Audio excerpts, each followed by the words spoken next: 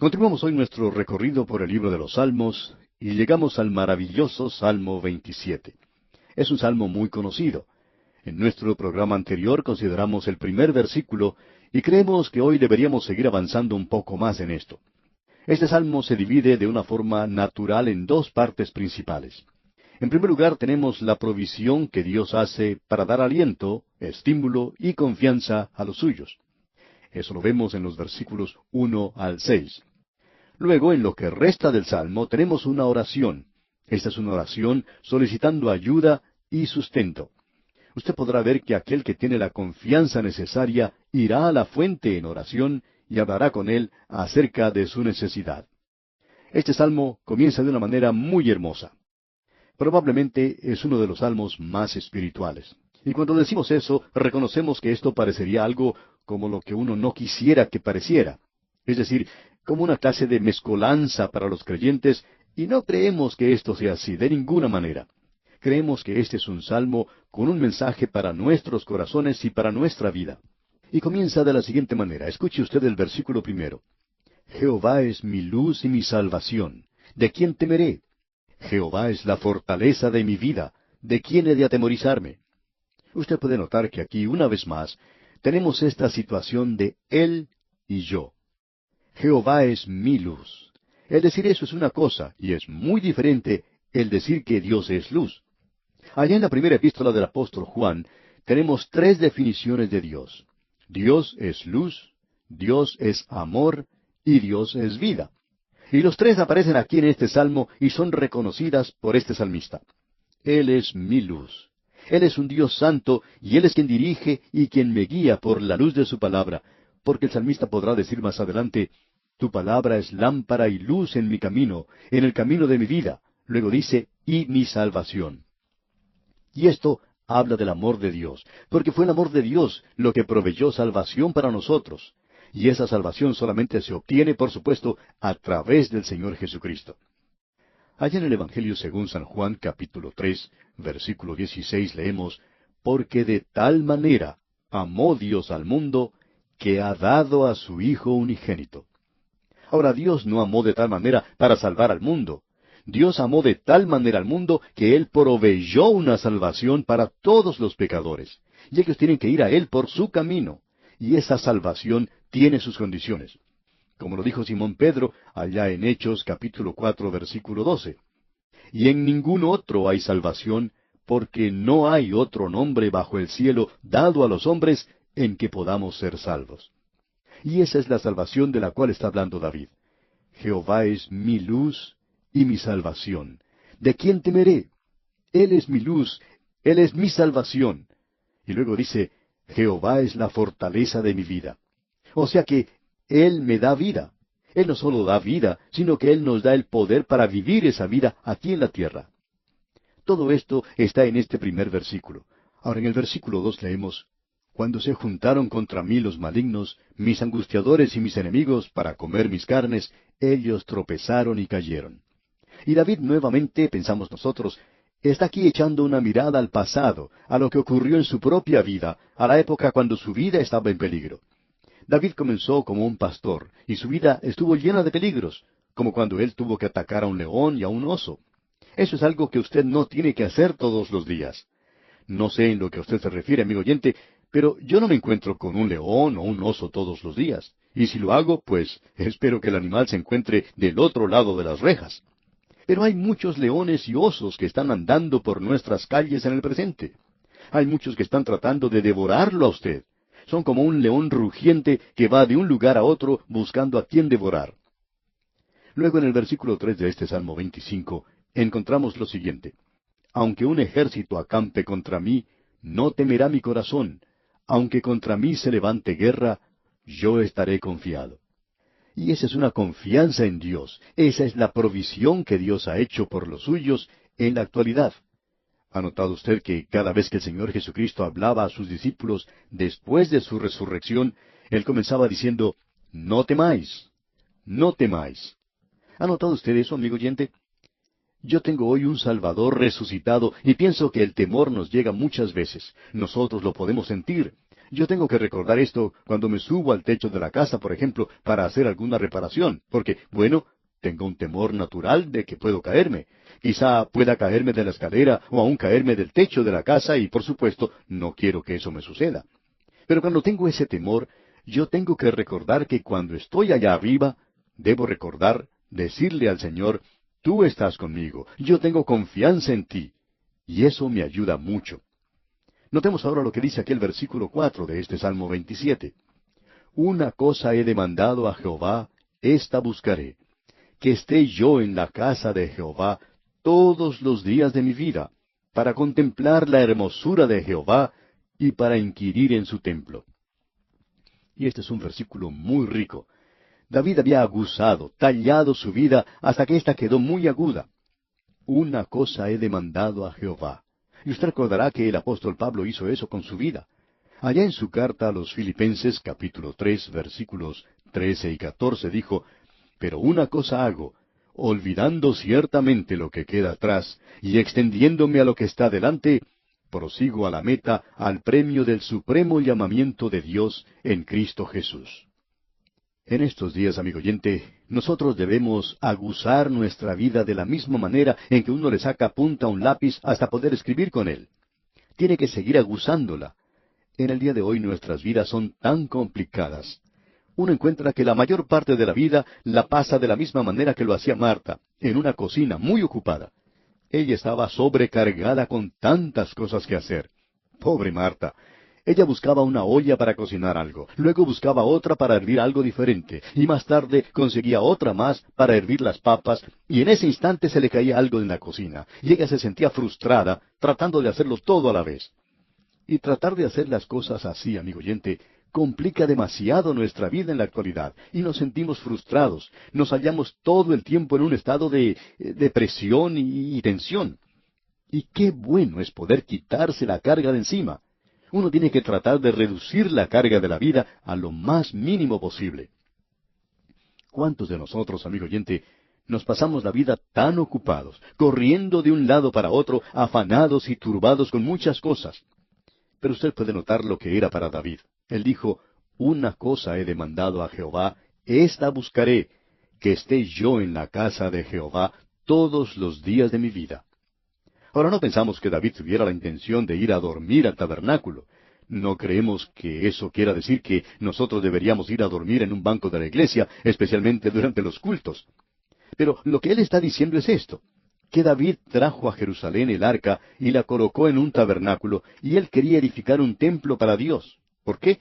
Porque él, por medio de eso, podía tener acceso a Dios. Y eso es lo importante para nosotros hoy. Y es en eso en lo que debemos regocijarnos, y eso es lo que permite que podamos afinar nuestra vida hasta lograr una punta bien aguda. El apóstol Pablo menciona los beneficios de ser justificados por la fe. Él dice allá en su epístola a los Romanos capítulo 5 versículo 1, justificados pues por la fe, tenemos paz para con Dios por medio de nuestro Señor Jesucristo. Bien, esa es una de las cosas. Pero él va a enumerar aquí 8 cosas diferentes. ¿Y sabe usted cuál es la número 2? Que nosotros tenemos entrada a Dios. Qué maravilloso es el poder tener entrada a Dios. Y Pablo menciona eso. En el versículo 2 del mismo capítulo 5 de su epístola a los Romanos, él dice, por quien también tenemos entrada por la fe a esta gracia, en la cual estamos firmes. Y de eso es de lo que David está hablando aquí. David dice, esta buscaré, que esté yo en la casa de Jehová todos los días de mi vida. Allí hay un propiciatorio. Él necesitaba misericordia. Y yo, amigo oyente, necesito misericordia. Y estoy seguro que usted también la necesita. En ese lugar hay un altar que nos habla de la cruz de Cristo. Y el apóstol Pablo dice, yo quiero ir allá. Me puedo acercar a Dios. Y a través del Señor Jesucristo nosotros tenemos entrada a ese maravilloso lugar de gracia. Es un privilegio verdaderamente tener entrada a Dios. Tenemos ante nosotros un salmo maravilloso. Y no es de sorprenderse entonces que haya sido de tal bendición para el pueblo de Dios. Especialmente aquí en el versículo 5. Escuche usted lo que dice. Porque Él me esconderá en su tabernáculo en el día del mal. Me ocultará en lo reservado de su morada. Sobre una roca me pondrá en alto. Ahora, ¿cuál es ese lugar oculto en el tabernáculo? Se encontraba dentro del lugar santísimo. Nadie podía entrar en ese lugar sino el sumo sacerdote. ¿Sabe lo que había allí? Había sencillamente un arca, y sobre ella, la parte superior de una caja, el propiciatorio. Ese era el propiciatorio porque allí se derramaba la sangre. ¿Quién nos puede ocultar a nosotros en ese propiciatorio? Tenemos un propiciatorio al cual podemos ir hoy mismo, y allí es donde Él nos oculta, y es un lugar maravilloso para poder ir. Luego en el versículo 6 de este Salmo 27 dice, Luego levantará mi cabeza sobre mis enemigos que me rodean, y yo sacrificaré en su tabernáculo sacrificios de júbilo, cantaré y entonaré alabanzas a Jehová. Ah, qué maravilloso, qué glorioso es cuando podemos ver este cuadro y reconocer lo que Él ha hecho por nosotros. Pone una canción en nuestros corazones, una nota de alabanza. Luego, en el comienzo del versículo 7, tenemos su oración, y nos guía a la oración. David dice, Oye, oh Jehová, mi voz con que a ti clamo. Ten misericordia de mí y respóndeme. Como usted puede darse cuenta, en ese lugar oculto, secreto, había misericordia. Y allí tenemos hoy un lugar secreto donde podemos ir y recibir la misericordia de Dios. Luego en el versículo 8 dice, Mi corazón ha dicho de ti, buscad mi rostro. Tu rostro buscaré, oh Jehová. David pone esa invitación en las mismas palabras del Señor. Él dice aquí, buscad mi rostro. Y David dice, yo ya he respondido, mi corazón ha dicho de ti, tu rostro buscaré, oh Jehová. Dios tiene un anhelo por usted, amigo oyente. ¿Puede usted responder a eso? Es algo terrible el vivir con una persona y no expresarle que usted la ama. Allí no existe comunicación. Y es a eso que llamamos matrimonio. El matrimonio no es un acuerdo por medio del cual la mujer recibe algo para vivir y el hombre consigue una cocinera. Eso puede ser parte de ello, pero no es el matrimonio en sí. El matrimonio es una relación de amor, y si no es eso, ya no es nada. Y en realidad nuestra relación con Dios tiene que ser así. David dice, mi corazón responde cuando Dios dice, yo te amo. Y David dice, también yo te amo, quiero tener comunión contigo. Y luego él dice en el versículo 9, no escondas tu rostro de mí. David sabía lo que era que Dios escondiera su rostro cuando él había pecado. Él había perdido esa comunión, él había perdido su gozo, pero él había orado, vuélveme el gozo de tu salvación. Y luego leemos en el versículo 10 de este Salmo 27, aunque mi padre y mi madre me dejaran, con todo Jehová me recogerá. David sabe que aun si existiera la posibilidad de que lo abandonaran sus padres, el Señor lo recogería. Y tememos, amigo oyente, que hay hoy muchos padres que están permitiendo que organizaciones, escuelas y hasta las mismas iglesias eduquen a sus hijos. No interesa si usted es miembro de una buena iglesia bíblica. Los hijos son suyos, amigo oyente. Ellos son su responsabilidad. Usted tiene que ser quien los guíe a ellos al Señor y no que lo haga un maestro de la escuela dominical o un predicador tampoco. Es usted quien debe hacerlo y es usted quien debe darle a ellos su tiempo y su atención, debemos decir de paso. Eso es lo que él está diciendo aquí. Leamos ahora el versículo 11. Enséñame, oh Jehová, tu camino, y guíame por senda de rectitud, a causa de mis enemigos. Lo que David está diciendo aquí es, yo quiero que mi testimonio sea ante mis enemigos, porque el enemigo me criticará. Quiero que tú me guíes, que tú me cuides, Señor, y que me ayudes a no tropezar. Ahora en el versículo 12 dice, no me entregues a la voluntad de mis enemigos, porque se han levantado contra mí testigos falsos y los que respiran crueldad. El autor de estos estudios bíblicos, el Dr. J. Vernon McGee, contaba que él creció en una denominación que luego se había entregado al liberalismo, pero que él siempre oraba al Señor diciéndole, Señor, no permitas que yo caiga en una posición donde quede a la merced de los líderes espirituales o aún de un comité de la iglesia y que mi ministerio sufra. Decía que su ministerio comenzó allá en el año 1930 y terminó en el año 1970, es decir, terminó su ministerio pastoral. Y creo, decía el Dr. McGee, que esos 40 años fue un tiempo bastante largo, pero él daba gracias a Dios porque durante todo ese tiempo Dios nunca permitió que él cayera en la posición en la que estuviera a merced de los hombres. Amigo oyente, de eso es lo que trata la oración de David aquí en este Salmo 27. Sentimos mucho por aquellos numerosos ministros que en la actualidad se encuentran a la merced de quizá un comité de la iglesia o de la jerarquía, y conocemos a varios de ellos que están en esa situación y nos duele el corazón verlos. les sugerimos que oren como lo hizo David: no me entregues a la voluntad de mis enemigos. Y creemos que Dios escuchará su oración. Ahora David dijo en el versículo 13 de este Salmo 27, hubiera yo desmayado si no creyese que veré la bondad de Jehová en la tierra de los vivientes.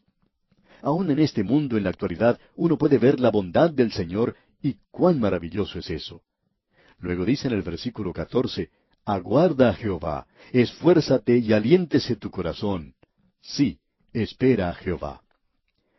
En el presente hay muchos creyentes que están sufriendo problemas del corazón. Se conoce como un corazón medroso o el corazón cobarde. Todos nosotros tenemos un poco de eso. ¿Y qué es lo que tenemos que hacer? Esperar en el Señor. Tenemos que tener buen ánimo. ¿Y qué es lo que Él hará? Él fortalecerá su corazón. Él es en realidad el mejor especialista del corazón que existe. Vamos ahora a dedicar unos minutos para considerar algo del Salmo 28. En este salmo podemos contemplar un clamor. El hombre está teniendo dificultades aquí. Es una oración de juicio contra sus enemigos y de la liberación que vendrá. Es un cuadro tremendo el que tenemos en este Salmo 28. Es preliminar al próximo, es decir, al Salmo 29. Por tanto, vamos a destacar algunos puntos sobresalientes. La primera parte del versículo 1 dice, a ti clamaré, oh Jehová, roca mía, no te desentiendas de mí. Y esa roca se encuentra en ese gran himno de Moisés cuando cruzó el Mar Rojo. Él habla de la roca, Dios semi-roca. Una roca es algo en lo cual uno se puede parar, es un fundamento, es firme. Y nosotros tenemos un fundamento. El apóstol Pablo, allá en su primera epístola a los Corintios, capítulo 3, versículo 11, dice, porque nadie puede poner otro fundamento que el que está puesto, el cual es Jesucristo. Volviendo ahora al Salmo 28, en el versículo 2 de este Salmo dice, oye la voz de mis ruegos cuando clamo a ti, cuando alzo mis manos hacia tu santo templo. Alguien quizá diga, pero ese es el tabernáculo, y estamos de acuerdo con eso, y el propiciatorio que allí se encuentra. Nosotros necesitamos asirnos hoy de ese propiciatorio. Y vemos aquí en el versículo 6, bendito sea Jehová, que oyó la voz de mis ruegos. Dios escucha, amigo oyente, y contesta las oraciones. Y como resultado de eso, David entonces puede decir en el versículo 7 de este Salmo 28, Jehová es mi fortaleza y mi escudo. En él confió mi corazón y fui ayudado, por lo que se gozó mi corazón, y con mi cántico le alabaré. Hay varias cosas que son de importancia aquí. Dios es poder, Él es poderoso. Dios es un escudo para la protección. Él es poder y protección. Ahora, pero usted dice, ¿mi poder es Él mi protección? Bueno, eso solo puede ser si usted dice, en Él confió mi corazón y fui ayudado. Él escucha y contesta la oración. Y entonces, ¿qué es lo que sucede? Por lo que se gozó mi corazón y con mi cántico le alabaré. Pasando luego al versículo 9, David finaliza diciendo, salva a tu pueblo y bendice a tu heredad, y pastoréales y susténtales para siempre. Ah, qué glorioso y qué maravilloso es este salmo. Uno se eleva sencillamente a alturas indecibles aquí. En nuestro próximo programa vamos a ver un salmo de la naturaleza. Hay muchas personas que en la actualidad están interesadas en la ecología. Pues bien, aquí tenemos entonces un salmo ecológico, si se nos permite la expresión, que vamos a estudiar Dios mediante en nuestro próximo programa.